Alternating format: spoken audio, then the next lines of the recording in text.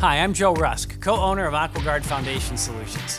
Today I'd like to talk about foundation waterproofing, and more importantly, why basements leak. You see, when the home is built, the builder digs a hole, and inside that hole, the builder pours a concrete foundation, typically a concrete footing with concrete walls, and then a concrete floor.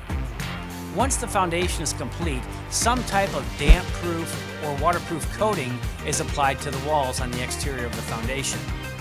Lastly, a typical 4-inch round perforated drain tile or French drain is typically laid at the bottom around the foundation. Once the drainage system is in place, all of the excess dirt is then backfilled around the home. That's called fill dirt. It's called fill dirt because it's looser and more porous than the original undisturbed soil beyond the dig hole. This creates what we call the clay bowl effect. You see, your home is built inside a clay bowl, and that bowl fills with water during heavy rains. It's the job of the wall coating and the drain to keep that water out of the bowl. Unfortunately, it doesn't do it for long. You see, over many years, the damp-proof or the waterproof coating, it tends to crack or wear off the wall. Those foundation drains that have been sitting down in the soil and mud for many years collect more than just water.